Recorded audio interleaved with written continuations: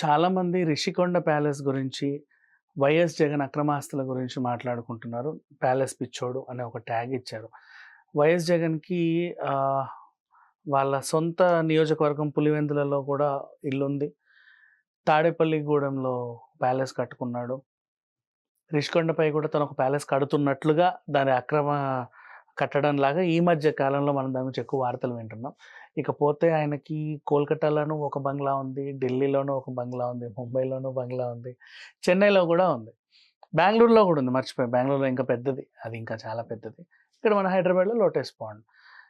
So, ఇగేంటంటే ప్రతి ఒక్క మంచి ప్రధాన నగరంలో ఒక ఇల్లు ఉండాలనుకోవడం ఒక ధనవంతుడిగా కోరుకోవడంలో తప్పేం లేదు. అస్సలు తప్పేం లేదు. నెక్స్ట్ వ్యాపారాలు కూడా ఉన్నాయి. భారతీ సిమెంట్స్ అనో, అవో ఏదో ఒకటి. సాక్షి టీవీ, సాక్షి పేపరు.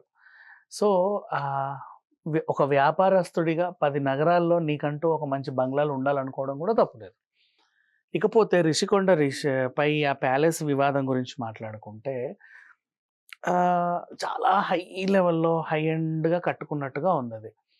దాన్ని అడిగితే ఏమంటున్నారంటే, అది పర్యాటకుల కోసం కట్టాము అని చెప్పి నిన్న రోజా గూడా మాట్లాడడం జరిగింది. చాలామంది అలాగే అంటున్నారు. వీళ్ళు గూడా అలాగే సమర్థించుకుంటున్నారు. పర్యాటకుల కోసం ఎంతటి 5 స్టార్ హోటల్ అయినా సరే, ఎంత వెచ్చించాలో అంత వెచ్చిస్తది తప్ప, అంతకు మించి వెచ్చించదు. ఇప్పుడది బాత్రూమ్ ఎలా ఉందంటే, ఒక 400 గజాల బాత్రూమ్. 400 గజాలంటే ఇందిరమ్మ ఇల్లు అంత.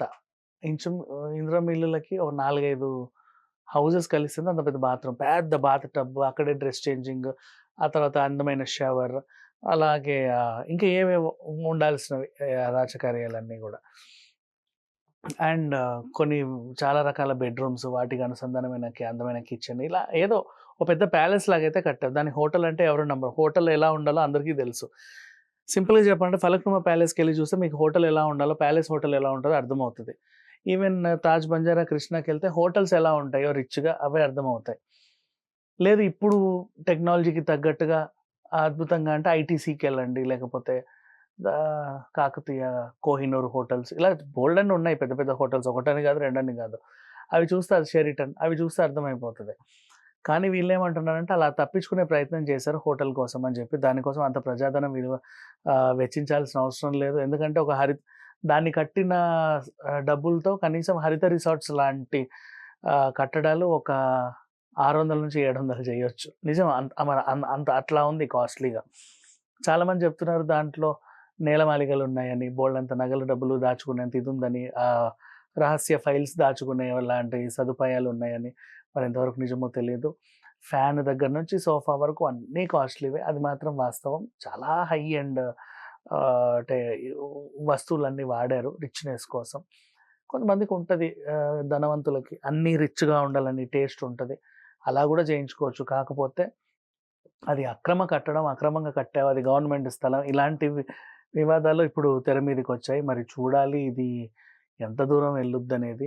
ఎంత కాదనుకున్నా రిషికొండ ప్యాలెస్ జగన్‌కైతే చాలా ఇష్టమైన ప్యాలెస్ అని చెప్పుకోవచ్చు. చాలా ఇష్టంగా కట్టుకున్నాడు. అక్కడ నుంచి చూస్తే బీచ్ వ్యూ అంతా కనబడతది.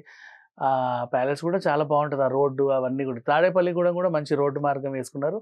నిన్న ప్రభుత్వం ఏం చేసిందంటే అటునుంచి సాధారణ జనాలు గూడా ఎళ్ళొచ్చని కొంచెం జారీ చేస్తే వాళ్ళు గూడా ఆ రోడ్డు వాడుకుంటున్నారిప్పుడు. మరి దీని సంగతేంటో చూడాలి. కానీ రిషికొండ వివాదం మాత్రం ఇప్పటితో ముగిసేటట్టయితే లేదు.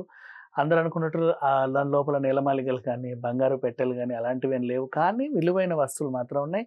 టైల్ దగ్గర నుంచి ఫాల్ సీలింగ్ వరకు, ఫ్యాన్ దగ్గర నుంచి శాండ్ లేయర్ వరకు, కిచెన్ నుంచి బాత్రూమ్ వరకు, ఆహ్, ఇంకా చెప్పాలి అంటే గార్డెన్‌లో పెరిగే మొక్కల నుంచి ఫర్నిచర్ వరకు, బాల్కనీ వరకు అన్నీ గూడా కాస్ట్‌లీ వస్తువులైతే ఉన్నాయి. అది మాత్రం వాస్తవం. Thank you so much.